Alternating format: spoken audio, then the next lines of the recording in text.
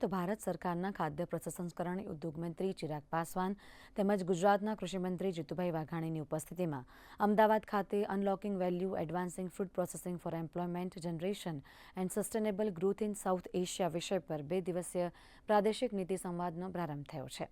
2 દિવસીય ઇવેન્ટ દરમિયાન food processing ઇકોસિસ્ટમને વૈશ્વિક સ્તરે સ્પર્ધાત્મક બનાવવા માટે વિવિધ વ્યૂહાત્મક સત્રોનું આયોજન કરવામાં આવ્યું છે।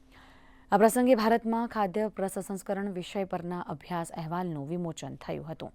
આ પ્રસંગે અદ્યતન ટેકનોલોજી અને બ્રેક થ્રુ સોલ્યુશન્સનું જીવન પ્રદર્શન પણ યોજાયું છે।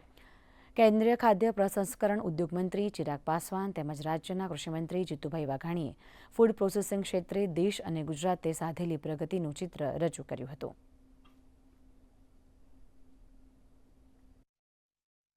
फूड प्रोसेसिंग सेक्टर से जुड़े हुए जितने भी वर्टिकल्स हैं उसको कैसे और ज़्यादा एक्सप्लोर करके इसके माध्यम से जो चैलेंजेस हम लोग के सामने आते हैं, जो बॉटल नेक्स्ट हम लोग के सामने आते हैं, कैसे उसको हम लोग रिजॉल्व कर सकें। और सबसे ज़्यादा महत्वपूर्ण कि इस सेक्टर को कैसे विस्तार दिया जा सके।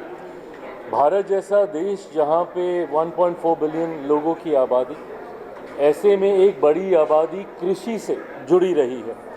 ऐसे में कैसे हम लोग हमारे किसानों को, मेरे प्रधानमंत्री नरेंद्र मोदी जी की सोच कि उनको कैसे आर्थिक तौर पे सशक्त किया जा सके, उस दिशा में क्या क्या चीज़ें करने की ज़रूरत है, उस पर 2 दिनों तक चर्चाएं होंगी। 2 दिनों में अलग अलग सेशन के माध्यम से हम लोग चर्चा करने का काम करेंगे।